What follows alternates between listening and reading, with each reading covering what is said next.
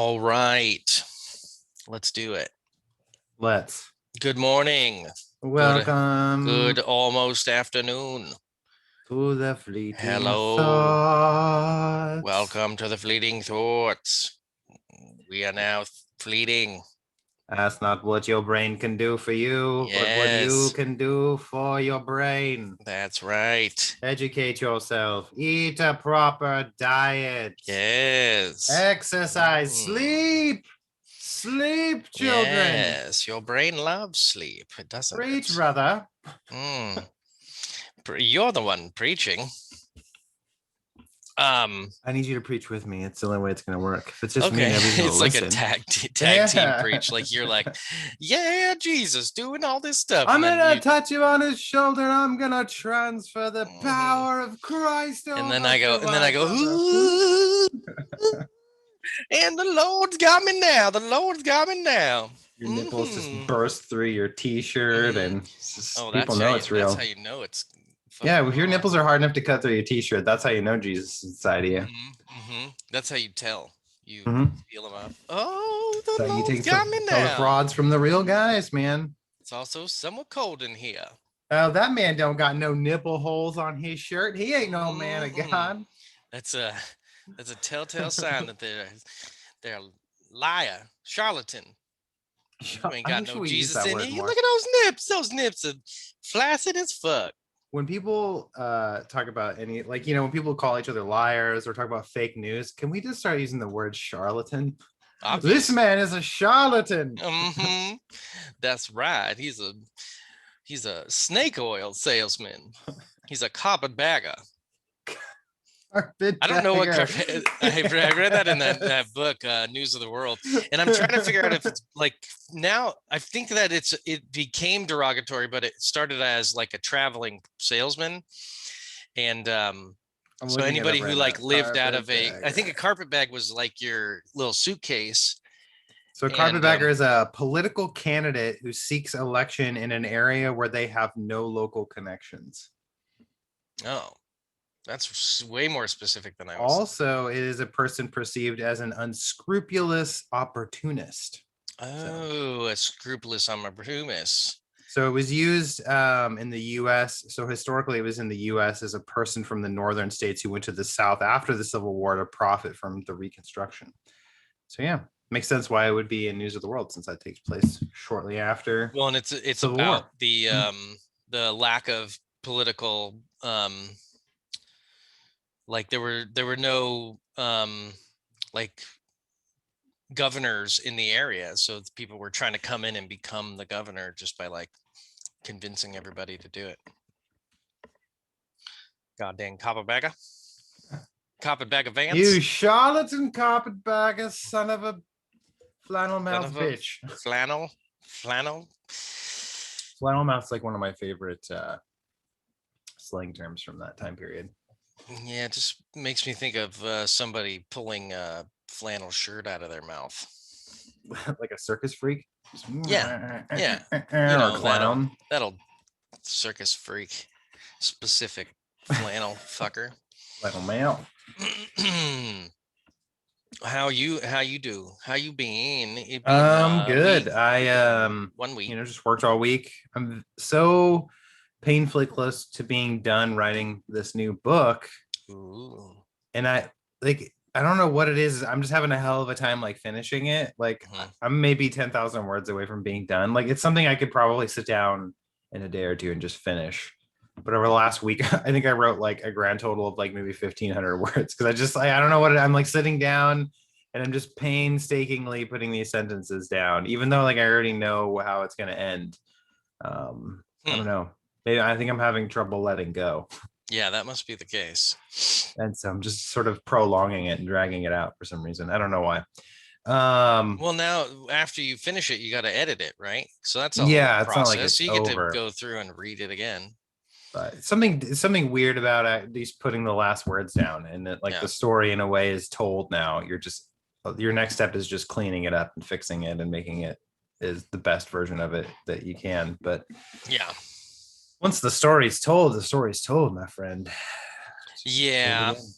Yeah, there is something weird about doing something for a long time and then not doing it, and your brain's like, but what do I do if I'm not doing it?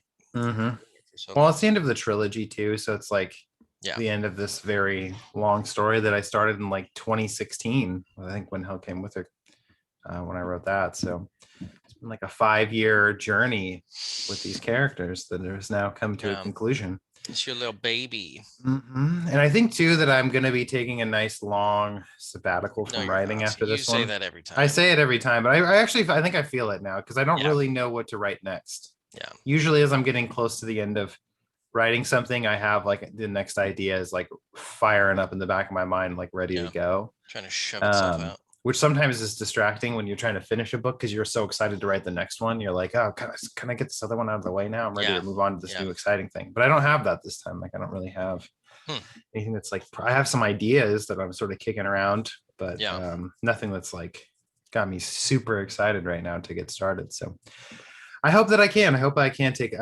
I think part of it is that why I can't take a long break is like a guilt thing. I'm like, cool, I'm just wasting time now. I could be writing. I could be working on the next project. And so it's like after like a couple weeks, I'm just ready to start the next thing. So we'll see how long it goes. But I would like to take maybe like a year or two off and just not really write anything. Just let things percolate in the back of my mind for a while and kind of just take a break from it and do some other stuff. We'll see. Well, yeah, you're allowed to do whatever you want, but you should spend not, like I don't know, like a publisher books. You know, a lot of times when you sign a deal with a publisher, it's like, okay, you're signing on for 3 books over the span of the next however many years, and so it's like you have deadlines you got to hit. So it's kind of nice not having that looming over my head. Yeah, I feel like if you did have a publisher, you would have already written whatever books they required because you've written like 6 books or whatever. God, how many have I written? 8? 10? I think 10. 10 novels now? Jesus. Let me see. So I have 7 on the shelf over there, plus the one I'm about to finish. Plus, I have 2 novels that I have written that I had available for a short time. They were the first 2 books I wrote when I started writing them when I was like 17, and they are not very good in my opinion. So I pulled them because I don't really want people to have access to them anymore. Sure. Because I would hate for somebody to, for some reason, that'd be the first thing that they read from me, and then that paint the picture of my ability. And then they maybe are scared to read anything else that I've written, thinking that that's how I write. They need like a preface, like this is like a child wrote this, and they didn't know what they were doing. Yeah, I'm glad I wrote them. I mean, they were great fucking building blocks and learning tools for the future, but they're definitely not anything that I want people to know about. I feel like every writer probably has at least a couple of novels they're like, I don't want people to see this. Or they regret that they are available for people to read, and they're like, fuck, I wish this wasn't out there because this is not how I write. Good. Yeah. Well, I mean, to get good at anything, you have to suck at it. So yeah, I feel good. 10 novels. That's not too bad. 10 novels, and I'm almost 32. Yeah, I think that's pretty good. Most people haven't written one, and that's like their whole life goal. It's like write one. What's fascinating is the people who write like one novel. That's it. They just write the one. Sometimes it's like really huge and successful, and then they just don't write anything else. Yeah. Or it's like Harper Lee, where she did How to Kill a Mockingbird, was fucking huge for that, and then didn't really write anything of consequence until a few years ago when she wrote like the follow-up to How to Kill a Mockingbird. And I don't even remember what it was called, which is kind of sad. How to Kill a Different Bird. Yeah, but and then like I just remember nobody really enjoyed that book. Like How to Kill a Mockingbird, so iconic. It's like taught in high school, and I'm looking it up right now because it's gonna bother me that it's How to Kill a Mockingjay. Go Set a Watchman. That's what it was. Came out in 2015. So you can figure. So she wrote To Kill a Mockingbird in 1960, and then 45 years later wrote. Or no, 55 years later. Sorry, I can do math. Go Set a Watchman.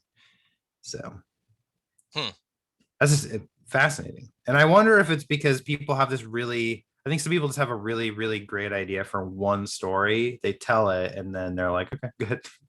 Or it's like they have aspirations to write more. And then you're like, God damn, writing that book was a fucking nightmare that took a chunk of my soul with it. I don't want to do that again. Yeah.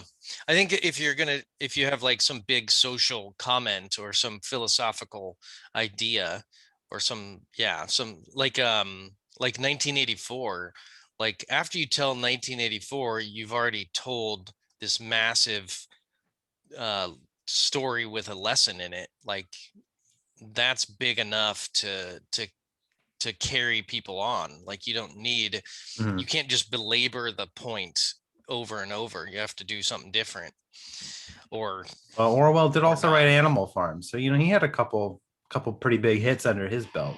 Yeah, totally. And But one's yeah, kind of about 1984. a more broad social comment, and one's about a more specific, like interpersonal comment.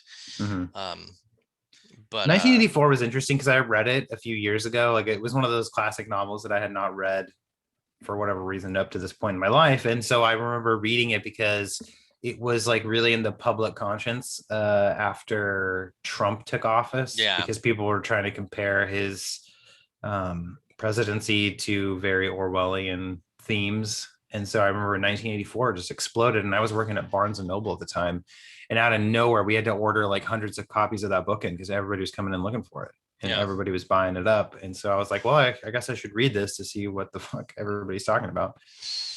It was boring. It was a very dry book, but really, interesting ideas. But I not. That's my problem with older novels, is that they are written for following the writing style of that time, which back then was usually fairly dry and overly wordy. yeah, Generally speaking, I think one of the few authors that didn't succumb to that I really enjoy is John Steinbeck. He was oh really yeah. good at writing very just directly. you know a lot of it. What I did mean, he write of again? Mice and Men was like his Oh, big one that a lot of people have read. And that book's like 100 pages, and it's fucking yeah, perfect because it's yeah, very specific. Tells it doesn't fuck around. yeah. Um, God, I mean, Grapes of Wrath obviously is like his Oh another yeah. big one that he wrote.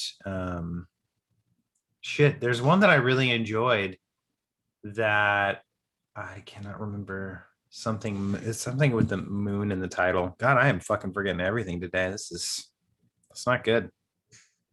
Um, Something with moon in the title. Yeah, I have no idea. Mm-hmm. I liked 1984. I didn't think it was boring. I thought it was really compelling, and I saw all the interesting, like on the nose satire. The moon is down, but just is the name of the book that's one of my favorite Steinbeck. Steinbeck novels. Yeah, I remember I was like, Moon something is in the fucking title. I haven't read it in Well, forever. it's a weird title. The moon is not down. The moon is still up Moon there. is down. The moon It's is in the sky. it's kind of like an alternate history type thing that deals with World War II. Oh yeah. Moon is down. Hmm. But Yeah, maybe I'll have to check out some Steinbeck. I yeah, don't know. Steinbeck's really good. You know who I really like, but didn't just write one book, but also was kind of older. I think in the 70s or maybe even earlier in that 60s, 70s is the Dune books. Oh, Frank Herbert. Yep. Those are like he did not stop at one book. He also didn't tell a very succinct story. So it's he needed like tons and tons of books to write this massive epic fucking tale. Yeah, I tried to read the first Dune, and I think it was one of those books. I think I went for 150 pages, and I'm like, this is just so, I don't know, it's just boring. It's not catching me. Yeah. Yeah. It's like I don't know. It's like a huge long trudge through complex relationships and really weird language, Well, sometimes made up stuff. when authors are just going on and on and on about something, Yeah. I just picture them at their desk, just like, oh yes, Oh, look at my really? writing prowess. Let me just keep stroking my dick. Oh, It's like, yeah. His books are kind of get to the like that. fucking point. They Yeah. they're a little self-congratulatory in that you can tell he's like he puts so much effort and so much work into like being clever and smart Mhm. and having things, having what is it called? Foreshadowing like crazy and yeah, and then making up his own world and language Which, and stuff. I mean, some people really love that kind of writing. I'm It's way just into not, his books. I like yeah. them. Yeah, I'm not, I'm like addicted. I'm like stuck in the world. It's just grown on me and I've grown to want it. Well, you're not alone. I mean, tons of people are very into that series. And there's the new movies coming out too, which Yeah, I do want eventually. to see the movie because I'm like, Eventually. the world seems fascinating and stuff. It's just his storytelling Yeah. is I don't a know how they're fucking gonna trudge. do if they because I'm in a new move in an like a new book right now called God Emperor of Dune, and it takes place like thousands of years after the last book. And Mhm. so there's like none of the same characters other than like a couple. And so it's just very odd. Yeah, I think the movie is probably just going to cover the first book or Well, some of yeah, it, the first most of book it. will. I'm just saying, like, if they keep making them and making them after the books, it's going to get really fucking weird. Like, people are going to lose the, yeah, I'd be curious to see how the movie does because it's like I feel like people who are big fans of the novel are probably going to go watch it, but like yeah, they will. outside of that hemisphere, I don't really know if it has much appeal to just a general audience because Well, that it's high fantasy sci-fi, yeah, and but it just just it pretty was popular. popular during a period where like that type of fiction wasn't popular. It was like a very specific Yeah, subsect of people that really got into it. So yeah. There's an audience for just about we'll see. everything. Yeah. Doesn't have to be massive. Well, sometimes I mean it could explode too. The movie could come out and just be really appealing to the Yeah, general they audience, could and do then a really good pulls in a job with it. bunch Yeah, of new people. I mean, if you think about it, look at the comic book movie craze. For the longest time, comic books were just for fucking dorky little nerd kids, yeah. and now it's like it's It's weird if still you don't mostly like. dorky nerd Yeah, kids. but there's a lot more of those people around now. Yeah, I don't I'm getting know. fucking burnt out on it, dude. I'm just like On sick of comics the or the just the comic book movies. superhero anything. I'm just like, God, even dude, I'm a huge Star Wars fan, and I'm even getting Yeah. kind of I'm like, dude, there's too much Star Wars. Like, can we fucking pump the brakes a little bit? Yeah. Sort of what made Star Wars special was that you got three movies and then the whole thing went away for like a decade or two. And then it came back and it was like a Well, monumental event that it was back. And now anytime you it's have more quantity, you have it lowers its value. yeah. Literally, like almost anything that you have, you just have more and more of it. It just makes it less interesting. I've just become a lot pickier about what I'm watching. I'm not watching like everything, you know. Like Vanessa's a huge fan of the Marvel stuff, so it's like every time a new Disney Plus series is on, she's like on it. You know, she Yeah. really enjoys it, which is cool. But like the new Loki series is starting, I'm like, I don't care. I'm not watching it. Like I don't like Yeah. that character. I don't care. Like we just watched fucking Falcon and Winter Soldier, which was I know that's a mediocre. whole thing. And then did you watch And the one with the Vision? WandaVision. Yeah, Yeah, WandaVision. the WandaVision one was started off cool because I was like, oh, what an interesting concept They for did a something different. show. Yeah. Yeah, it's very unique. And then the further that the season went on, you're like, oh, okay, this is just kind of boiling down to a pretty standard Marvel thing, you know, especially with the finale where did you watch the whole No, I don't have this show? Disney at all. I Oh, don't watch okay. any of Well, those. I won't say anything I else then. just watched the first two seasons of Mandalorian, and it was fun. It wasn't that like, for one, the episodes and all the action was all just like boilerplate action Mhm. stories. It's a Like it Western was, show in yeah, it was space, it was basically. like Firefly or like any other thing. Like everything was just a trope that I've seen before, but it was fun, and the actors do a good job, and Well, I think why that show got so popular is fun. because Star Wars was starting to kind of go down a dark path because the new trilogy of movies wasn't very good. They got progressively worse. And Yeah, so they went to the that. Han Solo movie didn't do so hot. So it's just like Disney it was like fumbling that Star Wars ball quite a bit. So I feel like when The Mandalorian came along, people were like, holy shit, this doesn't suck. Like it's actually pretty cool. Yeah, And because so it's literally every action trope you've ever seen just played out through different Mhm. scenarios Yeah. with the baby Yoda. But yeah, no, I enjoy The Mandalorian. That's a show that It's I fun. was excited Yeah. to watch I every liked week. it because it was like a Western, and I Mhm. like Westerns. But then they have, like the new animated Star Wars show going on right now called The Bad Batch. And I'm like, I just don't care enough to watch that. I Yeah. watched some of like the other like Star Wars Rebels and a little bit of They have Clone so much Wars. And money that they literally have to throw it at Mhm. someone. They have to, like, they only can, give people so much bonuses and pay people so much money. They have all this extra money. They have to spend it. Yeah. Like, you Well, gotta and put it they out want to there. create original programming for their streaming service to get people to subscribe. I mean, Yeah. like you have to subscribe to Disney Plus in Yeah. order to watch any of these shows unless People you pirate people them. But need new shows all the yeah, time. And They so need it. like the next Star Wars show that I'll definitely watch is the Obi-Wan series, because Obi-Wan Kenobi is like one of my favorite Yeah. fictional characters of all time. Like him and Luke Skywalker are my two favorite Star Wars characters, and so Yeah. I'm all about watching. And what I like about that is they said that it's just going to be kind of like a mini series, like a 6 episode thing, and then it's like a one and done. And I'm like, okay, that's great. Yeah, I'd love to see more Obi-Wan Kenobi, especially with Ewan McGregor coming back to reprise his role and everything. So like that, I mean, is an interesting thing to watch, but yeah, it's just too much.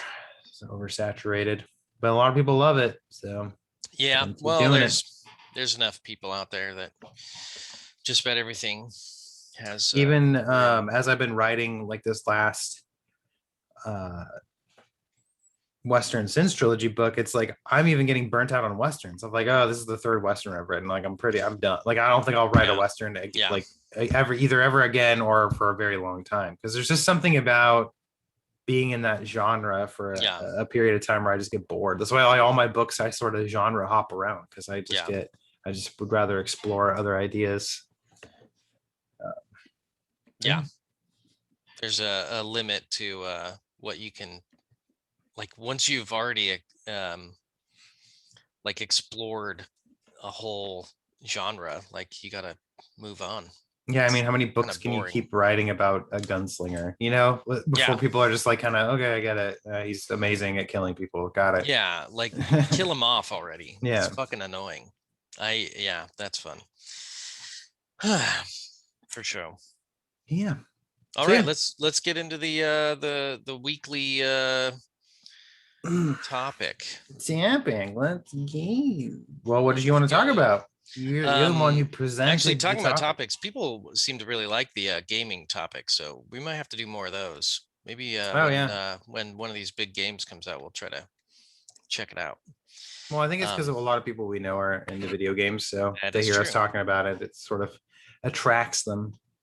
I could do a whole video game podcast, but there's just so many of them out there, and I mean, we started a video game podcast for a short time, like years ago. Yeah, with Todd. But I just didn't. You just have to do it. You just have to keep with it. The problem with anything where you're tracking news is that you just have to like be on top of it, and you have to do it regularly because people want the new information, and your information becomes completely useless after time. So your old episodes won't be listened to at all. There won't even be any reason for anyone to check out, your coverage of E3 2019. It just won't matter. Yeah, and I think that's the kind of content that I'm less interested in making. It's more fun to have sort of timeless conversations that people could go, somebody could listen to a lot of these episodes. So timeless. But I mean, like a lot of this stuff I want to talk about is it's like somebody could listen to it 3 years from now and it could still be interesting. Whereas our episode, our E3 episode from last week, somebody listens to that even 3 months from now, they're like, and this is all old news. Oh, they got this wrong. Like we found out about what this really was, kind of thing. So. Well, and you just are, all that stuff's already out, and you're like, I don't need to hear about what people think is coming out. That's why if I wanted to do something with video games, I would rather like do deep dives into a specific game, like sit down and play a shit ton of Dark Souls 3 and then just really talk about Dark Souls 3 through and through for like 2 hours. Every area and everything. It's like kind of like an appreciation of the game, and like encyclopedia type look. I'd be down to do that with like certain shows, like let's go over every episode of Family Guy. We'll watch one episode per like podcast episode, and we'll just talk about all the like references and all the jokes and all the whatever. You can make it a whole. You could literally just have a podcast that's about. I think there's people do that all the time. Yeah, there's one that I've seen where it's specifically about The Simpsons, where I think they kind of do that. Yeah, I've heard of those types of podcasts where it's just like each episode dives ridiculously deep into something, into like one episode of something. Or I think there was one where they were doing a movie, and they were literally every minute they were just talking about each minute in an episode. So they'd watch a minute of it, and then they would talk about that. That was the whole thing. That is. And they were just going through a whole like movie series. Oh, hi. But I mean, that's how you just never stop having a podcast. You just make it It's true. Yeah. crazy Yeah. I mean, yelled. well, and there's something in that as Somebody's far getting a phone call. as I it's, hear vibrations. oh, there's somebody it's my neighbor at the front door. Jesus Oh, Christ. why? We have a Having ring a doorbell. So, because yeah, when like the doorbell goes off, the dogs go fucking nuts. And so we got a ring doorbell, so it doesn't ring in the house. It just yeah. Gives zings you a in on our notification. phone, so we know. Are you having a get together with your neighbor? No, he pops in over sometimes to say hello or That's give us some kind of shit. nice. And Yeah. Having neighbors that is weird. It's a weird concept. yeah, I don't. I'm just not a super chatty person, so it's like Well, sometimes it's one of those things where sometimes you like almost avoid them intentionally. Like you start to go out and then you see mhm. them coming out and you're like, I'm just gonna Oh wait a God, I second. don't want to go over there. I don't want to go Because you're say just like, hi. I don't feel like having this conversation right now. Yeah, I know how that goes. And other times it's fine. Like every time it's like, hey, how's it going, dude? Like, what's Yeah, up? Da, da, da, da. Some small chat and yeah. then go about your day. You're like Anyway. you're like putting in you're putting in your savings of like maybe I'll need this person's help someday. Yeah, it's true. Every time you chat. They're like an older, like an not elderly, but they're an older couple. And they're just like they're like those old fashioned neighbors that like occasionally bring you baked goods and shit and Hmm. like just leave them as like a nice Yeah. gesture. So Hmm. he sometimes just swings by to drop some stuff off, or if he heard some sort of news about the neighborhood, he'll tell Yeah. us. That's super cool actually. Yeah. It's good to have like somebody around that cares. That's nice. Anyway, what was that? We were gonna start the topic. Oh yeah. Got completely derailed. What's up? What's Yeah, I don't know. I've been thinking about different topics we might talk about, and then one topic that I thought of that might be interesting, and we could try to make fun of ourselves and others is the topic of superstitions. I was trying to think of like modern superstitions or like things that people who would say they're not superstitious still do. mhm. Um, I think that the older people in my life are way more superstitious, like my mom and my boss. Like they'll like knock on wood all the time, like whenever they say something, or they'll say like God forbid, or they'll say like, even my mom still does she's Jewish, and they'll do this thing where they spit and they go tu tu tu, like it's like a three spit thing. Oh, I weird. don't know if you know any seen anybody do it, but it's No, like or something like that. It's like this weird like warding off almost evil sounds like words. a OCD or autistic tick or something. Yeah, but they're doing it on purpose for like because you said something like if you say like, oh, I'm dying or something, or oh, I'm gonna fall off this thing, they'll go, oh, and and then it's like they're like warding off the evil that was in your statement, Hmm. like the curse that you were about to put on yourself, like because if Just you say something bad, it's going to happen, mhm. like just by saying it. um I don't know. That's um always been an interesting superstition where people are like, "Oh, don't say that. Now it's going to happen." You put it out there. It's like, no. yeah. It only happens, I guess, if you make it a self fulfilling prophecy, where like if you're like, "Oh, I'm gonna wreck on my bicycle," and then you go ride your bike, and then maybe subconsciously you somehow want that to happen to prove a point. I don't know. So you maybe ride a little more recklessly than you normally would. Yeah, or like every time you get on your bike you wreck, and so you just say it because it's true, because you Yeah. suck at riding a bike. Yeah, you have no balance. That's me, man. So I don't ride bicycles. I'm a fucking accident waiting to happen on those things.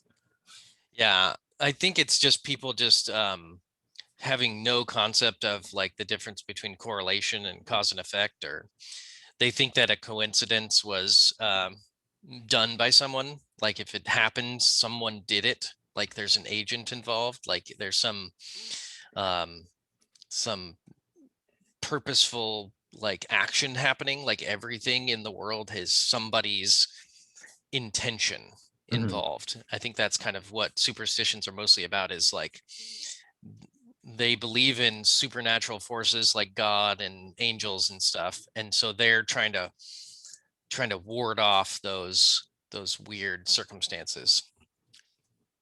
Um like I know sports people have tons and tons of superstitions, like wearing the certain pair of underwear and all that, um when they go to see a sports game, a sports ball. I think sometimes superstitions like that, it's almost like what's the harm in not doing it, you know? Like, you know, there's like some people who believe in God because it's less, you know, if you don't believe in God and he's real and then you burn in hell, whereas if you just choose to believe in God because if in the chance that he is real, you're safe, you know? So I feel like some people It's have like a those hedging your bet superstitions. type Yeah, you're situation. just like, well, it's not really affecting me that much to wear Yeah. this specific shirt to this game. If it, and then, you know, worst case scenario, nothing happens. Best case scenario, I'm Yeah. somehow right and my luck has paid off and my team wins because of me wearing this Yeah, shirt. it's an easy one to do. And the millions of people watching this game because I wore this shirt means they won. It has nothing to do with the player's skill on the field, Yeah, or luck. their attitude, their energy levels, their fitness. None of that matters. No. It's the t-shirt. This Yeah. t-shirt. Yeah, it's like you wear the t-shirt once, the game wins, you latch on to something like the t-shirt to try to explain it. And then from now on, you have to wear the t-shirt. Like Mhm. you've just created you've misattributed cause and effect really, like elaborately.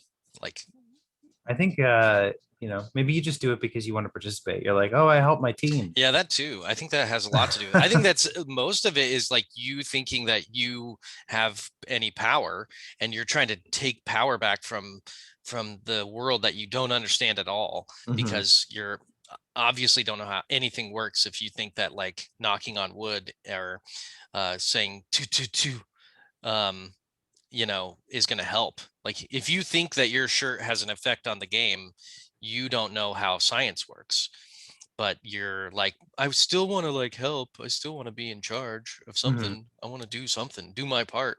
I think because most of us live such meaningless existences, you know, we try to find some way It's to true. to like be a part of the world and feel I like mean, we're contributing. does anyone lead a meaningful life? Like what does Well, that I even mean, mean? meaningful in like our society sense in terms of Yeah, like in a being like bigger sense. famous and, you But know, even maybe if you're helping people famous, on a larger are you scale. well, helping people maybe, Yeah. but I don't, who's helping people? Like, is the government helping people? Are charities helping people? Well, I think that they try to, but, you know, Yeah, maybe they're just doing it for a tax break. Who knows? You know, yeah, yeah. who's It's interesting. inherently selfless? I don't think anybody really Well, is. you don't have to be inherently selfish. I'm saying I don't know if anybody's doing much at all. Like, No, I mean, really, probably like not. that's really like, I don't know. A meaning in a bigger sense is kind of confusing. I know people definitely help each other, but um Maybe if you're like some kind of world leader who is actively diffusing situations that could end in some sort of catastrophe, you could say that you're yeah, that helping the seems world, you somewhat know. meaningful. That seems But important. I Yeah. think it's because, you know, there's I just so guess many if you're like a people. doctor, you do things that are kind of personally meaningful to people all the Yeah, I mean, time. you're as a doctor, you're literally, you know, saving people's lives. Yeah. Maybe not necessarily every single day, but you know, if you're Yeah. if you detect early stages of cancer in somebody that then they're able to be treated for, you know, you Yeah. technically you did something really meaningful for that person. You saved their Yeah. life because had they not come to you and had that early diagnosis, it could have Yeah. festered and then they fucking died from some It kind of. seems like there's only, you can't have, not everybody gets to do meaningful stuff in their life, because Mhm. there's a certain limit to how much like meaning there is to be had, maybe.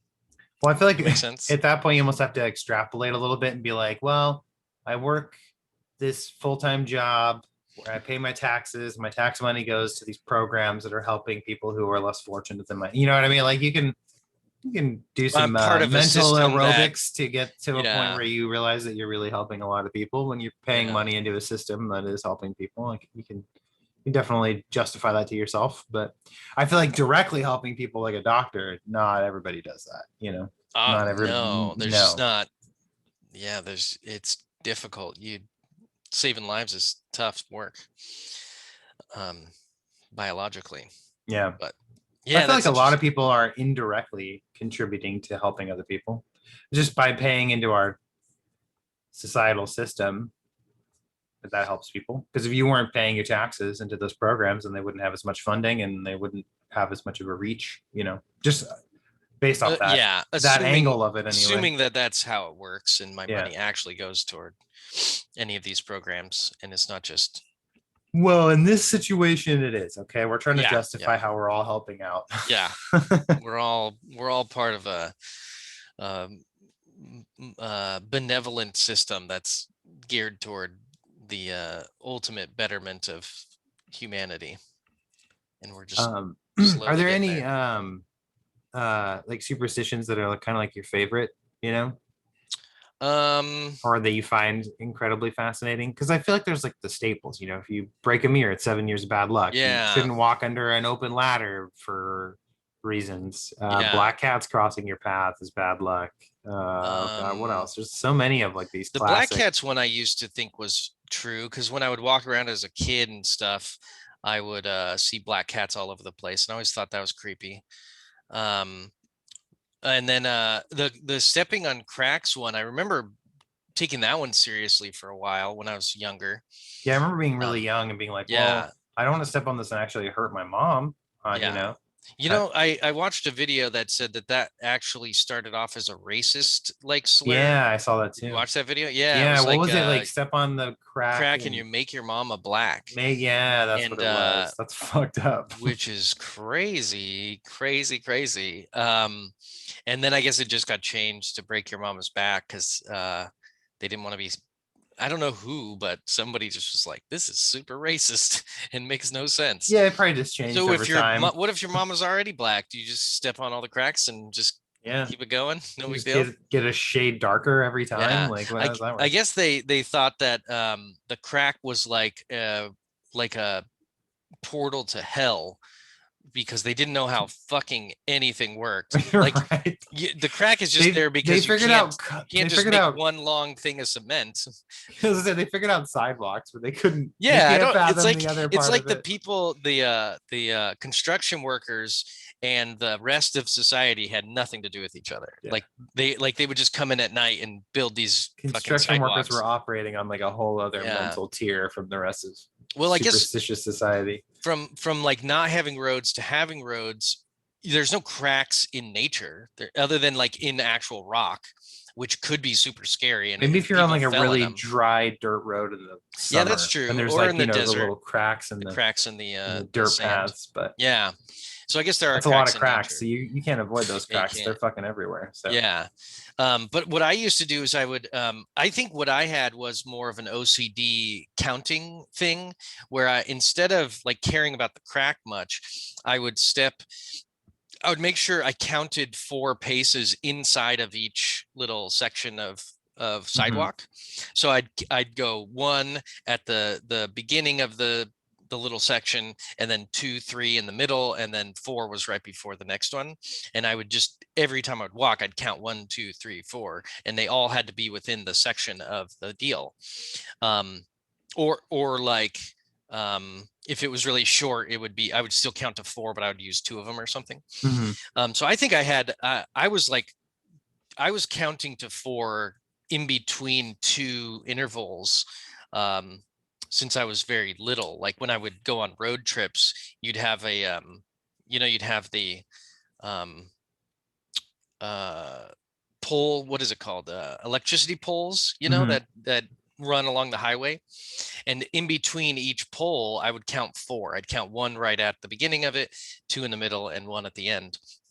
And I would just do You, that for like road trips and stuff. I would just that count one, I two. did stuff like that too when I was a kid, but I feel like it was either my brain just trying to find patterns in the world, and Yeah, also that combined with just general boredom. If you're sitting in the yeah. car on a ride or you're just walking down the sidewalk, it's not It very was engaging for definitely a all young that. child. So you're Yeah. just like you start coming up with these games or these It things to wasn't just. superstition. It was like in uncontrollable mental activity. Mhm. Like it wasn't like I didn't associate it with good or bad. It was like just a compulsion to organize my space and time. Mhm. with some counting. And I had to force myself to stop doing it. I knew that it was weird and it was like not helpful and it was just kind of a distraction. So I had to like force myself to not count. Like, People started don't probably count. thinking you were on the spectrum or something. Well, This nobody fucking probably kid is knew about it. I never counting said all it the out time. loud. Oh, okay. Yeah, it wasn't like out It'd be loud at better if all. you It's were just in my actually head. like counting it out loud. And then Um, your dad's like, shut the fuck up, Joe, and like backhanded you. yeah, that'd be nice. Um, that's how I should remember it. But I don't think that was superstitious. I just think that's kind of indicative of how superstitions happen is you find a pattern of some sort and you keep doing it and you think that you're taking some control from the universe by being part of it, like you were saying. Were there like these general superstitions? Did you like believe some of them when you were younger? Because I Oh remember yeah, doing that. I Like I believed in remember almost all of them all when of I them, was yeah. Because little. like your parents are telling you all this, and you're like, I well, don't think shit, I my don't want to parents break a were mirror, and I don't want like 7 years of bad luck. I don't think my parents told me any of them. Did your parents talk to you about superstitious I don't stuff? remember if it was necessarily my parents, but it's like you If hear about someone, probably them from school. adult figures in your Yeah, life, and you know must when be. you're a certain age, you just assume that the adults in your life aren't liars and Yeah. that they're telling you things to be helpful and to educate you. And so I remember believing a lot of them just Yeah. because, but a lot of it was Or you just see people doing it, or like somebody just says it and you're like, okay, I guess I care about fucking mirrors. because I remember like specifically the, step on a crack and break your mother's back one when I was a kid. I I remember logically being like, well, what? How does that work? Like how Yeah, does yeah. how does Where's me the stepping on this mechanism? crack translate to her at home How does it know cooking my dinner, mom? breaking it? But yeah, like I had Yeah. these questions, but then the like I guess like the superstitious part of my child brain was like, well, I don't want to take the chance Yeah, because what if it's exactly. true? Like, so it's more like an aversion. You're like, well, I just don't want to take the chance if I don't have That's to. yeah, So you just avoid it. Same with walking under ladders, which I feel like more stems from a safety thing. Like, oh, you probably shouldn't walk under ladders, especially if yeah, somebody's up on it doing for sure. stuff, just because it increases the probability of something getting dropped on you or Yeah. you bumping the ladder and making it fall over or whatever. And so when you hear that you should never walk under a ladder, you just avoid it because you're like, well, I don't need to walk into that. Like, Yeah. Yeah. unless you were a ballsy kid who was like on a dare from your friends and they're like, I dare you to Yeah. walk into that ladder over there. Oh my gosh. Well, But it's actually super dangerous. yeah, right.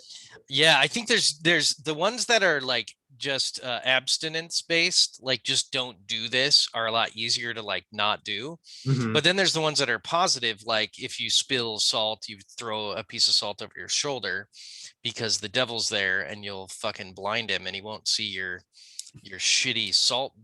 The devil's a weak bitch if all he needs is a pinch of salt in his eyes to stop Yeah. his master plan of ruining your day. Yeah, it is weird that they saw him on your shoulder, which was just a metaphor for your like conscience, Hmm. on your shoulder telling you you fucking suck or that you should go murder somebody. Um, which Those are the two speeds. You yeah, suck. Go yeah, murder somebody. yeah. Sometimes it's in that order. Um, what other there's like Buy a ones new that like broom when you knock. move into a new place. I remember my dad telling me Yeah, that one. buying the new broom. I've heard of that. Yep. I mean, that's just like kind of smart. Like if you've lived in a place for a long time, like your brooms are Yeah, very shitty anyway, so just he get a was. new broom. I just remember him being like, Not "Oh, you're moving to expensive. that new apartment. Make sure you get a new broom. You don't want to bring an old one." I was Yeah. like, "Yeah, I You was know what? getting a new broom anyway because this other one's falling apart. It's all fucking gross. Yeah. I'm just gonna throw it away, I'm and also I'm gonna getting hire me a new new one. like Everything." carpets and stuff too. So like what are Yeah. we talking about? My mom always gets me it seems like for some reason I can't keep a vacuum cleaner. And so I always end up getting a new vacuum cleaner. My mom always ends up buying me a new vacuum cleaner when I Oh, that's live in a nice. new place. Um and yeah, it's super awesome. Um let's see here. And then there's knocking on wood, and then the God bless you, like saying God bless you when somebody sneezed. See, I never You're considered that supposed to one do that. superstitious personally.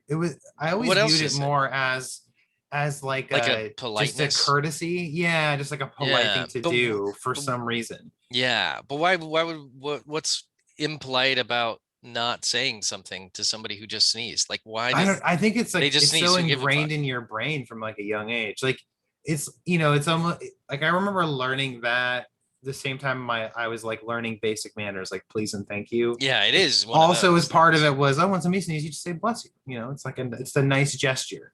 Yeah, it And makes no so I sense. think I never viewed it as a superstitious thing. Maybe It was more maybe of just a courtesy thing, I like know a that please it and thank comes you. from like what I heard from this video that just made this up and probably had no references, was that it came from like when people were sick, or like during the plague or something, like the if you sneezed, it was a sign that you were probably sick, and so you might die. Like a lot of people who get sick died Mhm. back in the day before they had a good idea of how to stop it, germ They had theory. all they So needed. They had the prayer. second somebody seems sick, you're like, oh, bless you. Like, I hope you don't die. I hope you're doing all right. Like, let's get some luck going on here. Hope I And don't die. It's fucking allergy season. Get off my back. What's yeah, with all this bitch, death you don't talk? know about Jesus. allergies? It's just pollen, you stupid bitch.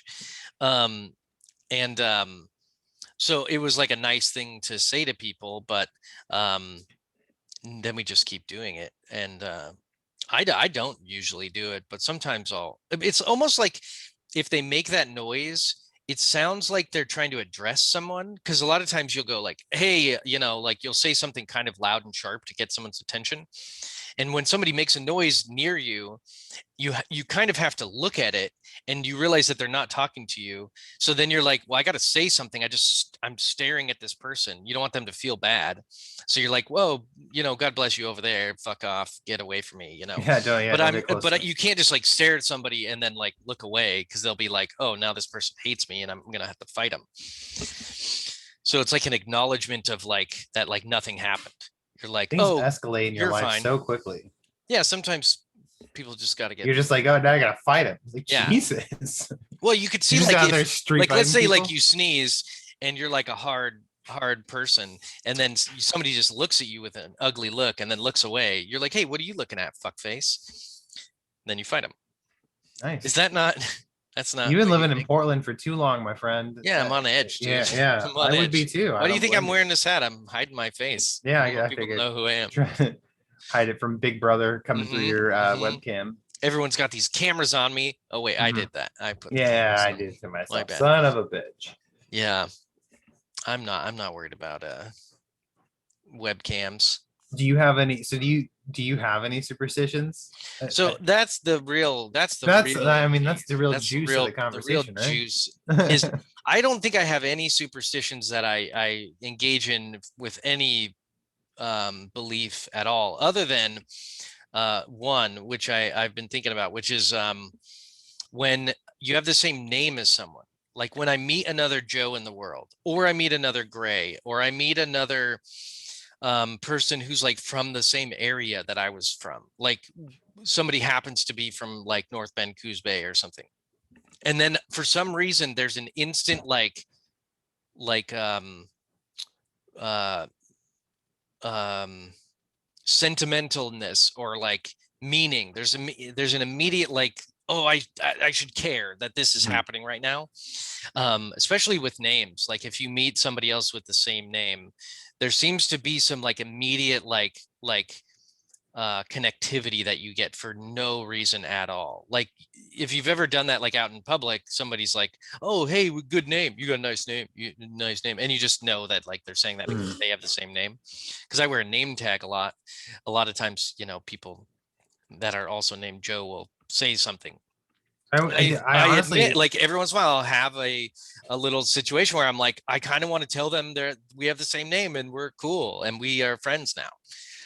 I've never had that You because don't have that because your name is I've Channing. never, yeah, I've No never one's met named another Channing. Channing before. Yeah, until you Um, meet Channing Tatum, which is right, yeah. obviously your main goal in life. What's funny is I'm almost glad that somebody with Channing as the first name became famous because before I feel like he was in the wide stream whatever before he became popular. I don't know where I'm going with this. Like I remember when I would tell people my name, especially as a kid, because I Yeah. was a really shy kid and I didn't talk very loud. I would when My I would name, introduce my myself name as is Channing, my name is they were like, Channing. "Oh, is your name Shannon or Chandler for some reason?" Like those were the names that people always associated with. I'm like, no, it's Channing. Channing? No, Channing. Channing. Channing. Like if you were to Chan something, you'd be Channing. But and I had no reference point, so I just kept having to repeat it Yeah. louder and louder till they got Yeah. it. But now that Channing Tatum's popular, when I'm like, oh, my name is Channing, and they're like, oh yeah, like the actor Channing Tatum, right? And I'm like, yes, yeah, Yeah. that Yeah. Yeah. exactly Yeah. like Yeah. that. Just exactly. Yeah. So it See, just makes it I have the easier. opposite thing. My name is so common that it means nothing. It Mhm. literally is like stupid. Like, oh, your name's Joe. Yeah, no, you mean one in millions and millions and millions. It's the most boring, unimpressive name ever. What is your name actually Joseph and you just go by Joe? Yeah, Okay, that's what I thought. that's typical. Yeah. No, Most people. yeah, very common. Biblical names, man. Yeah, super That's the common, all of problem. them. Josh. I Yeah. mean, I get called Josh sometimes. I get called um Gerald every once in a while, like on the phone. I'll be like, Yeah, hey, weird. thank you for calling. This is Joe. How can I help you? And they go, okay, hey, Gerald. And I'm like, well, that's not even fucking close. Yeah. Like it's got a J. So Yeah, it's that's got way to that go. sound. Other than that, Yeah. nothing else. Yeah, that's not very right. Or like, yeah, I get my brother's name is Josh, so I've gotten that all the time. Like on Mhm. accident, people have called me Josh. And Josh and Joe are very, Those Jo names, man. common in the Bible. Tons and tons of those. Mhm. But it is interesting that, like, I don't know, it's just kind of interesting when somebody has your name and you're kind of you feel like they've gone through life with one thing in common, and you both have that in common, and that's when somebody says Joe, you turn around, and Mhm. that's we both do that, and that's kind of interesting. I don't Yeah. know. Yeah, you do share that. You share that with a stranger, which I think is what's fascinating. It's this person you've never met, but there's like Yeah, commonality there's between the two something of that's you. very specifically you can point to that you're the same, other than the fact that you're probably like the same sex and probably you might be around the same age, although Mhm. Joe's, there's lots of older Joes and Yeah. not as many younger Joes, but there's still, I'm sure people are still naming their kids Joe. Oh, yeah. I was Definitely. named partly after my grandpa, but also after the Bible. So Nice. it's one of those ones that gets passed down a lot. Well, I feel like those are people that are probably still using the name or people coming from religious families. Yeah. Every once in a while I'll see a Jose and I'll try to think of like, oh, that's kind of the same thing. It's And like the then Mexican what Joe. what am I gonna do? I'm not gonna be like, hey, I'm Jose too. I'm not. My name isn't Jose. It's Yeah. freaking Joe. And That's like it's the most white American thing you could do. Like, yeah, hey, I Jose, know, that's like right? a Mexican Joe, right? We're like they Hey, basically have the same name. hey, you're like a Mexican me, and but we're not. Yeah, But not at all. yeah, yeah. I try to stay away from having beliefs that are just completely irrational, but it happens plenty, I'm sure. Yeah, I think the only like superstitious thing I could think of that I somewhat subscribe to, but even logically I know it makes no sense, is that bad things happen in threes. And See, that there's so a one any that's a real common one. yeah, and What this is actually just that? What happened. This just three is a happened weird recently. I don't superstitious number yeah, I two. don't know why, but it's just specifically bad that like when something negative happens in my life, my brain immediately goes, well, there's one.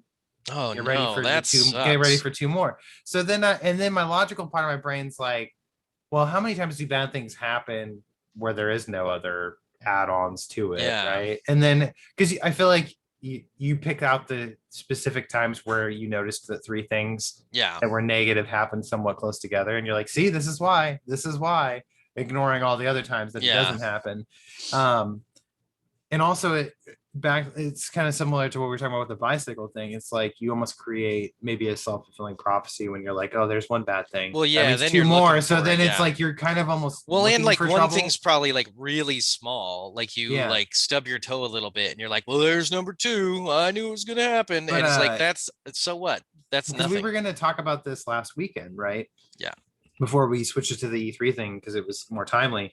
And I was timely. thinking, I had an exact example of the three things, which last weekend I pulled my groin, so that I had like a bit of an ache Hmm. for a couple Were days you while I doing was the waiting for that. splits?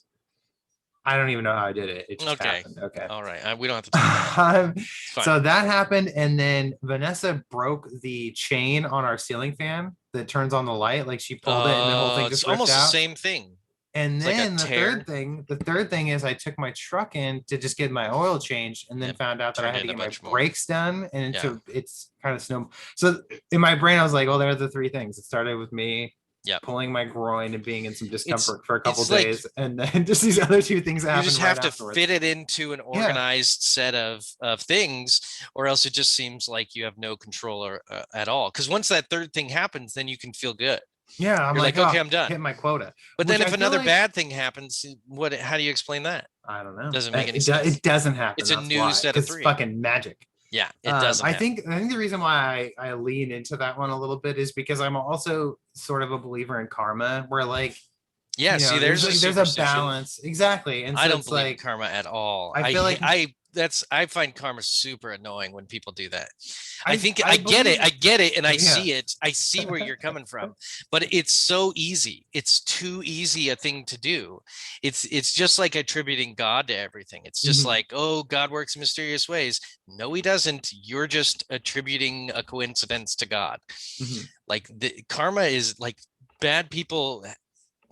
I don't know. I'm like Well, I think if it follows karma that, doesn't make what sense comes unless around goes yeah. around. What you put out there comes back to you. So if you're a piece of shit asshole person, that typically means a lot of bad things are going to be waiting for you because you treat everybody like shit. So Yeah, and that's then vice obvious. versa. That's exactly Exactly. how I think everything that's where works. it But comes it's from. also, but people tend to attribute karma to those things that aren't directly related. They're like just random occurrences. Like somebody is like, I don't know, gets sprayed by water while they're walking on the street and they're like, haha, karma, they must have done something bad. But that's like, had nothing to do with it. It's No, just a I was just complete random bad place, coincidence. but wrong time kind of And thing. I Yeah. don't, I'm sure I have bad things happen to me that if bad things happening to me is a sign that I'm doing bad things as a human, but I don't know how or when or why to fix it, it doesn't have any mechanism to make me better.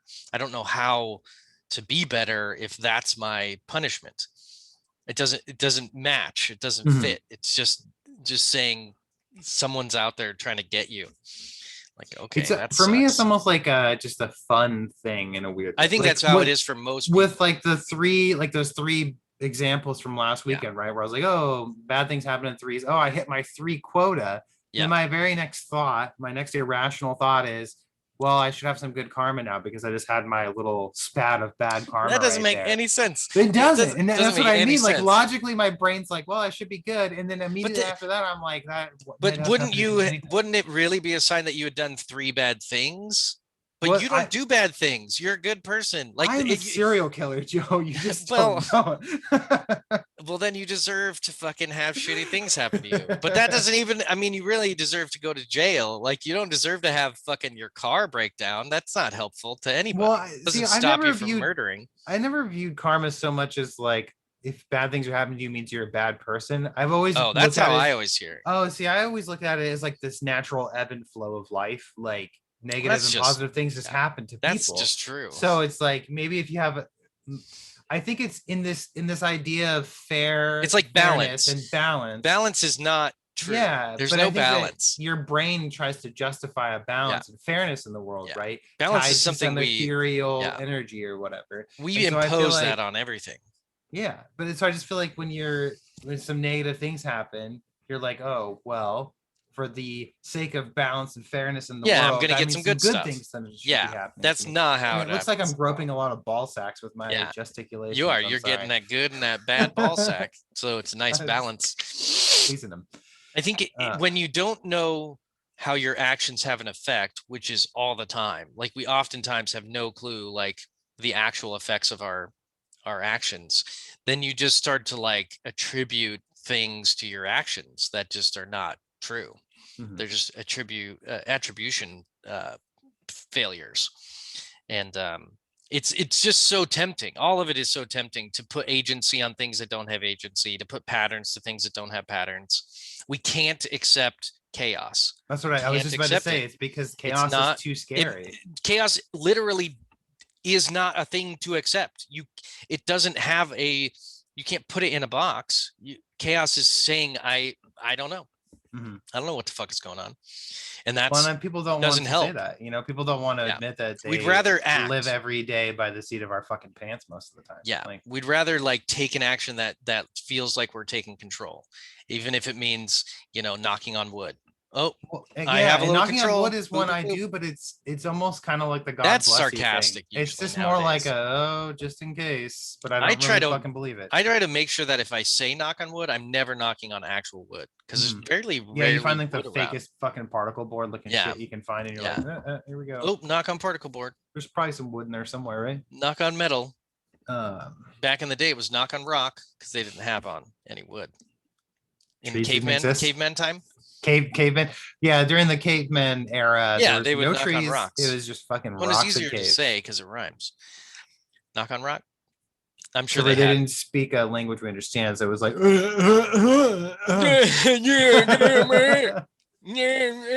Superstition. They just talk like that. Yeah. The number ones are weird, like 13. It makes no sense that the number any things number never. would have any problem at all. Like Those are seven's a usually good tied number, more to like 666 is a good number. religion, isn't it? Because like, It oh, is, yeah. 666 is the devil, 13 is a But the fucking prime 13, number, blah I blah don't know if blah. 13 is a religious concept. I think that's more of a, Well, I it's don't like a know where number that of came from. power because it's a prime number. That's usually like the basis is that it's a number that, prime numbers are usually like a big thing Because it for a can't lot be of people. divided Yeah, evenly, because it can't be broken down. but it can be. It Well, just if it's it's not even, broken down not not into a evenly. whole Who gives a number. fuck? Seven, but seven is Lucky for some well, reason. seven is like a religious number, something about seven. I forget what it is, It's but because you made six it is past six, bad. which is the devil number. So you made it past the Yeah, you devil, made it so past it. seven's good. Yeah. Um, I think numbers, I could see how numbers could be made superstitious because oftentimes things will happen in threes or things will happen in Hmm. some weird sequence. And we're really good at, just doing sequential numbering. And so Well, it's if, pattern if finding somebody, too. yeah, it's just a pattern. And we want to figure out how to have something not happen again. And so um, we remember the number involved and then that becomes related to it. So I yeah, numbers, I can see how that's like us trying to organize the world in a way that we can prevent bad things, but it just literally has nothing to do with it. It's just the only thing you know about the situation is that that number exists. Hmm. um what other superstitions are out there? um Yeah, I couldn't think of any other ones, at least that I sort of subscribe to outside of the bad yeah, things happening in threes and some karmic balance. But yeah, I'm sure and again, there's it's a other weird stuff thing that because I it's think of. like logically, I know that it's all bullshit. So it's a Yeah, weird thing about yourself when you're like, I know it's this like is a game. ridiculous. It's like a Yeah, little game exactly. that you're playing with the world and you're just trying to do your little part to Hmm. make things better or worse or whatever, or not worse, but trying to have bad things not happen. But I don't know. I think that superstition is generally kind of waning in the world. I don't think most young people are sitting there running around doing superstitious stuff, other than maybe like in video games or something like where you have to like use a certain headset or something. I'm sure there's Hmm. new things that people are latching onto that are I think everybody has their going to own come up. personal like little things, like kind of like the lucky T-shirt, some lucky totem of some kind that you Yeah, had with you. An awesome thing happened, so you're just like, I kind of want it with me now because I yeah, have this good memory attached to it. So I feel like yep, that good memory is gonna yeah. continue That's to true. proliferate. I think we need those little memory aids, and Hmm. that's part of what we latch onto is little things that help us remember people and events and things like that. Um, um, oh, I just had one in my head. What was it? Just trying to think of something that people do. People latch onto memories, items, like totems and pictures and things. But yeah, I don't know. That's, I'm I thought I tired. thought I thought you were I gonna piece fucking it together. I was like, No, he's I thinking had out a loud and thought. he's I gonna had find like it. an interjection I was gonna add, and then I fucking lost it. I stayed up too late freaking playing Dark Souls, and Oh, really? Nice. yeah, I Oh, had my last day over at the the old current job job just before your new last one. yesterday. So I got a new job coming up on Monday, so we'll see how that goes. Nice. Yeah, I just got to get through work next week and then I have a week off. I'm excited. We're gonna go to the coast Oh, for a few week. days. I got a condo rented. Wow. Well, we haven't fucking done anything since, pre-pandemic. So it's been Yeah. like a year and a half since we've really gone out of town on any kind of vacation or really gone anywhere. So I'm very excited to just kind of get away for a Yeah. few That's days, even though awesome. it's not that far, it's only a couple hours, but still it's just a different town, different setting, different Yeah. place, just kind of break up the monotony a little bit. Yeah, My for sure. mother-in-law is going to come dog sit for a few days for us. So Nice. just be Vanessa and I, and we can just kind of take a break. I Yeah. think for a bit. I've been thinking about going to see a movie, like because you can Yeah, me too. go I've to see been a movie, and I haven't done that in forever. Yep, same thing. Like that's like kind of a thing Vanessa and I would do almost every Friday. There's usually Yeah. like a movie that came out we wanted to see, and so we just like to go to the theater. It was kind of our thing. And yeah, again, haven't gone in like since March probably of last year. Yeah. So almost another year and a half since we've even gone to a theater. So but now that we're both vaccinated, it makes it easier to justify going out. Yeah. Well, I mean, you physically can. I mean, they'll Yeah. let you. The whole vaccination thing is weird because now a lot of people are just running around without masks and they're not showing their vax cards and they're just like, I dare I you to think say really, something. yeah, I think they're really just hoping that enough people get vaccinated where like a big outbreak can't happen again Yeah. because like maybe some small ones here and there amongst populations that chose not to be vaccinated or whatever. But I think Yeah. Oregon's it's almost at the 70% vaccination rate. Is So it? it's like at that point, I'd say open up and if people didn't want to get the vaccine and they get sick, that's on them. They had plenty of Yeah. opportunity to go. So Yeah, and they, they'll build up their own antibodies from getting sick, or they'll never get it, or they're already, doing fine. I don't know. or they'll Not die and everyone will interact with that virus. It no. doesn't have to be there. Well, and it'll kind of dilute down naturally anyway. When 70% of your population theoretically can't even be infected by it anymore, then it'll slowly just kind of wither out over time. Yeah, it So, would. Yeah. I'm just not sure how if the vaccine is like I yeah, don't know if it theoretically, if kills it's you, it effective. kills the virus, or if it just makes the symptoms less because it just means the load is less. Mhm. I mean, it's still going to be out there doing something and mutating as well. So Yeah. we'll see what kind of new fucking The horror Delta shows up. variant that they're Yeah, talking I about mean, these days. I think that's the real kind of concern that a lot of people probably have is like this 1 year for this one situation. If that's all there is to it, then that's fine. But if it's every 2 years we're having this massive reaction to some societal issue, how do we cope with that kind of massive emergency driven behavior on a regular basis? Doesn't seem like it's too volatile. I was joking with It's not balanced. I was joking with a coworker yesterday, and I was like, I feel like this virus, it's just like the Earth trying to thin out our population a little bit because there's too many of us sucking at her tits. So she's just trying to kill some of us off, but now she's like really frustrated because our technology's advanced so much that we're Yeah. like beating her at her own game. Yeah. So That is kind of what it's like. yeah, she's just like, fuck, now I gotta create variants of this goddamn virus because you guys have already fucking solved Yeah. it and it did not kill enough of you. My tits are drying up. Oh, my tits. I need a break. My earthly tits. See, that's another I'm trying to superstition. take your sick and your old and just annihilate them off the fucking planet here, and you guys are making it difficult. There's got to be somebody doing something. It's fun to ascribe sentience to the planet. To nonsense. Like it's this big vengeful bitch with huge tits that we're all sucking off of because Yeah, in the form of like that's how it is. I guess the sun's like, is the sun like, if the earth is tits, the sun is a dick? It's like the male figure.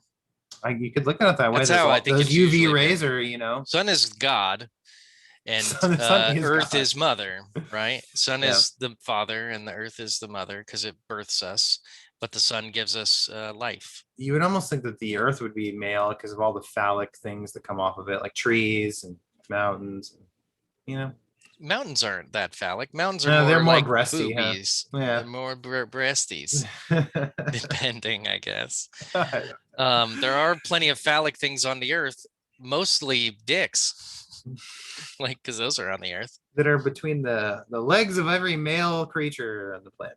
For the most part. Mostly, Well, not yeah. all of them, but most of A them. lot of Most animals have mammals. dicks. Yeah. You got to have that sexual reproduction, which Mhm. leads toward more genetic diversity, Woo. which is good for survival, supposedly. More genetic diversity, more chances for adaptation. Speaking of adaptation and like evolution, if you Oh, had this yes. magical opportunity, this would be like a fun little closing And I do. question.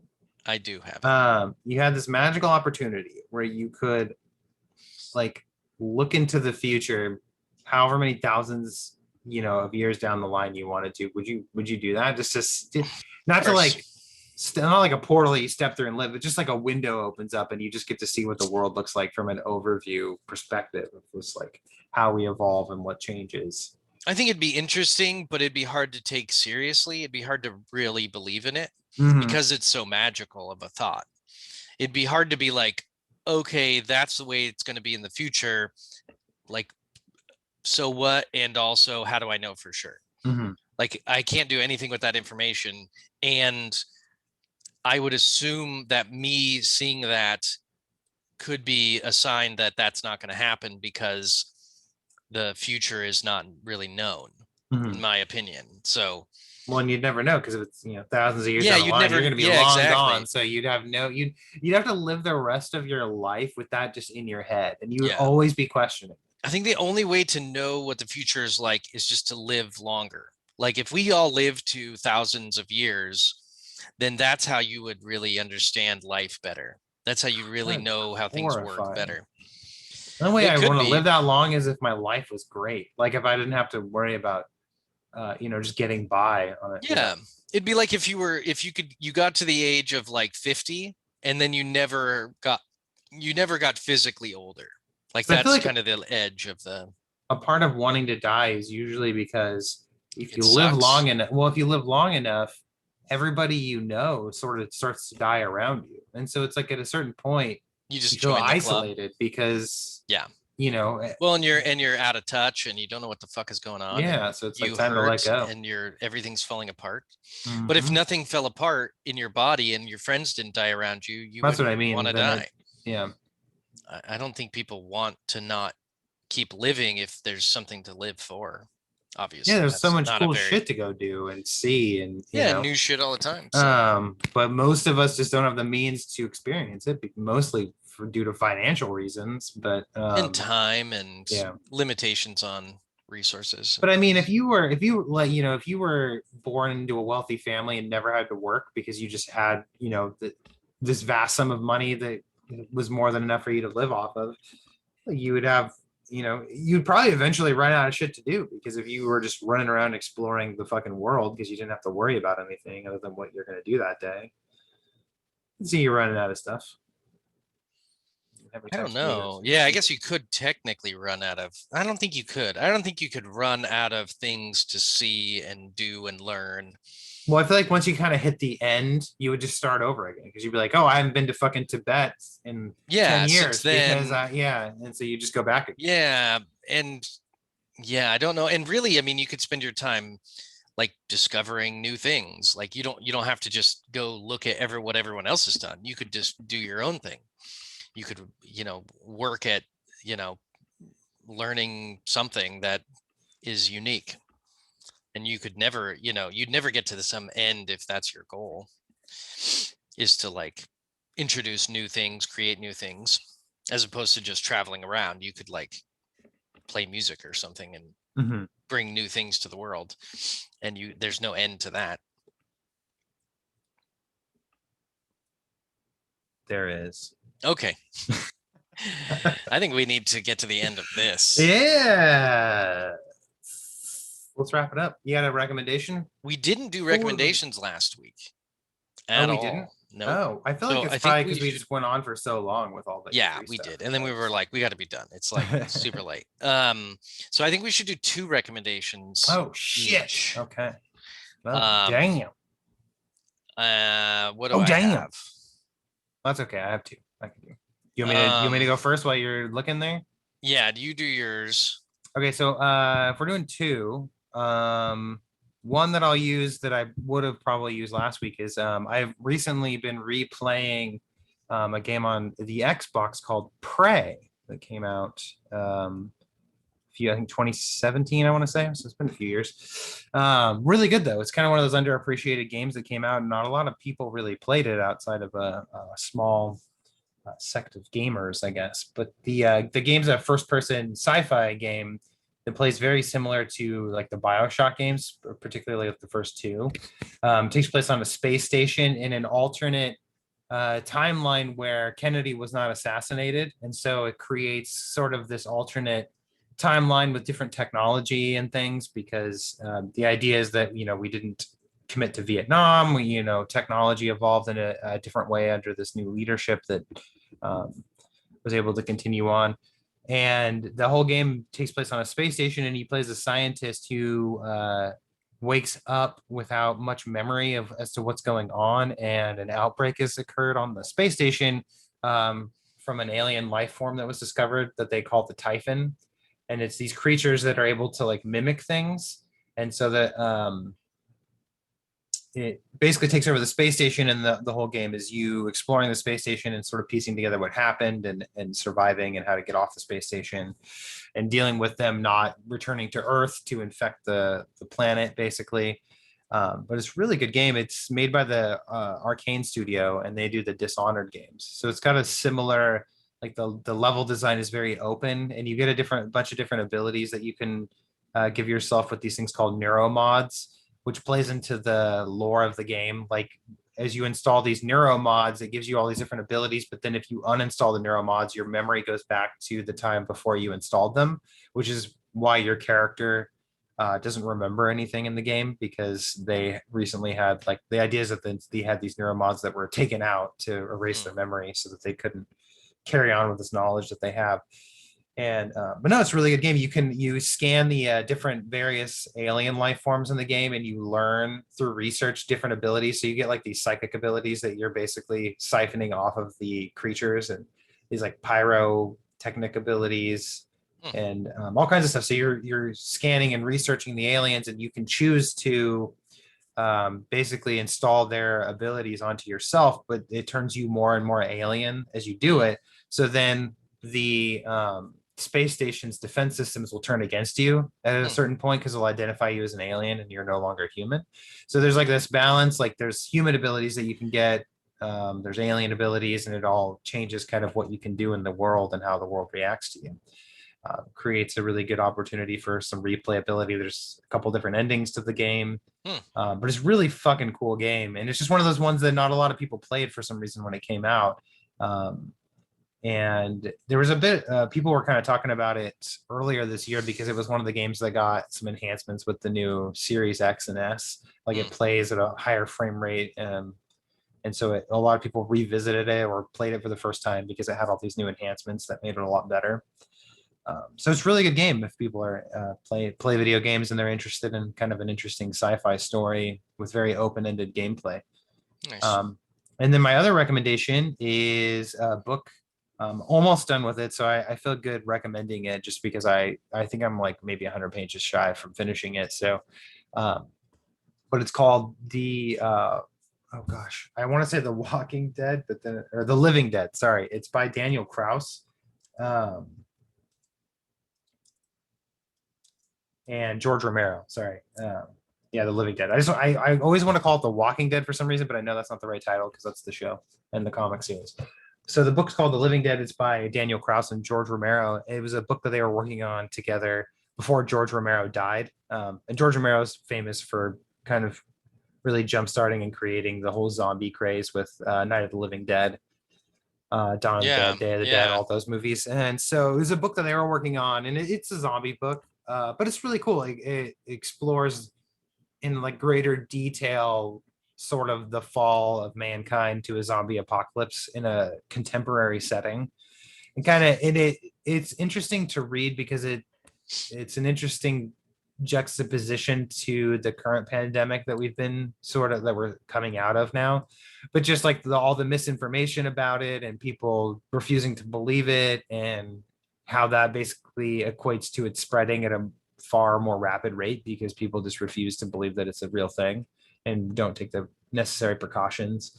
But it's a really good book if people are not super sick of zombie stuff at this point, which I know it's been pretty oversaturated market over the last few years, especially with the Walking Dead's popularity.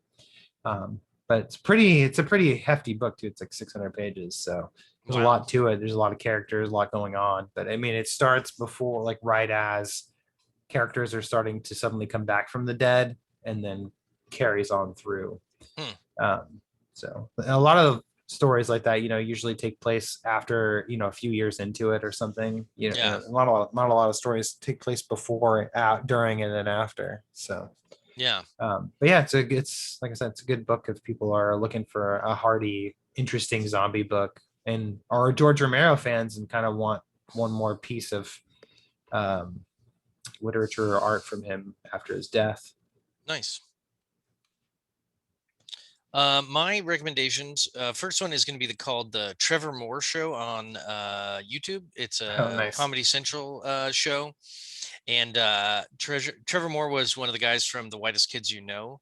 Mm-hmm. And he has a little talk show where they try to solve like a big problem, but it just ends up being like comedy. And they have like guests and stuff on, but it's really funny and I recommend it. I don't think. Did you watch that? I saw that he did like a 24-hour thing. I did recently. not watch that. Yeah. No. That was like the first episode or whatever. They wanted to get people into it, and each hour is like available independently on there, so you can watch like whatever hour you want. And it just seems like too much to get into. I don't want to watch that. But they have like hours of it. Normal like hour-long shows, and he has his co-hosts, and then he has guests on. One they talked about war, one they talked about like aliens, one they talked about sex, and I learned about sex robots and brothels. But it's fun, and it's super funny, and I like Trevor Moore. I think he's really, really funny. And they have like new comics on there and writers, and they had like Steve Agee on, and just funny people. No, I love Trevor Moore. The Whitest Kids You Know, that show's super funny. It's great. Yeah. And then my second recommendation, I don't think I've recommended this yet, but it's called Mr. Inbetween. It's a show on Hulu, and it's about it takes place in Australia, and it's about a kind of fixer or hitman who works for a kind of small time mob boss, and he's like, he does all the muscle work, he beats people up and stuff, and way more than that. And but he also has like a life, and he has a kid, and he has an ex-wife, and he has a girlfriend eventually. And so it essentially goes from like him doing really gangster shit, which he's really good at, and he's a fucking brutal person, to a normal life. He's just like has a house, and he has to like do the dishes, and he has his kid, and he has to teach her things. And so it just shows how like for him this life is just like the way things are. It's not, he's not worried about getting murdered all the time. He just goes home and he does his normal stuff, and then sometimes he goes and does gangster shit. And the main actor is just super good. He does a great job. Yeah, I never had heard of that show till recently, and it just like I started seeing ads popping up for it, like on Twitter and stuff, and then isn't it like on its third season or something? Yeah, right. And so I was like, oh, I thought it was like a brand new show because I had never heard of it, never seen anything about it. And then these advertisements started popping up, and then they were advertising a third season. And I was like, what the fuck? I've never heard of this. I've never seen anything. I think that it took a couple years for them to get an audience, and now that they have an audience, they were going to put some money into the advertising. Which is so many fucking TV shows, man. Now that all these streaming services are around too, and they're all doing their own thing, oh man, too much stuff. But as much as there's too much stuff, there's just a lot of stuff I'm never gonna watch, and I don't Yeah. even want to try. I was running around on Netflix and Hulu, the last couple days trying to find some new shit to watch, and it just all seems boring as fuck. And it's such a time commitment a lot of times Yeah, too with TV shows. So there's times where I will see something like on Netflix that sounds interesting. I'll read the synopsis. I'm like, oh, this sounds cool. And then I'll notice it's a show and then it's like 4 seasons. And I'm yeah, like, no, I'm not going to do that. yeah, If this was a 90 to 120-minute movie, sure. But I'm not going to sit here and fucking dedicate 40 hours of my fucking life to this. yeah, And I think that's because I enjoy like reading and writing and playing video games and doing like other forms of entertainment. Yeah. Some people it's like watching shows is their fucking thing. Like that's what they work, they watch deal with their shows. families and they watch their shows. So, more power to them. But I got other Yeah. shit I want to do. Yeah, and I don't know. It's just like I just know that a lot of the stuff is just not. It's not like that good, so I don't know why I would like try to get into it.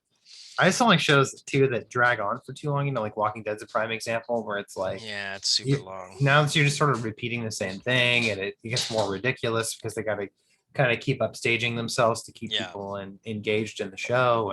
And are they still doing Walking Dead? I heard. Yeah, it's on the final season, I think, right now. Oh, they're actually it's going. Yeah, I think right now? it's like on. I don't know if it's going right now or it's about to start or something. But yeah, the final one's about to come up. But then they have like the Fear the Walking Dead. I mean, they have like all these little spin-offs for. I'm just like, it's too much. Like Jesus Christ.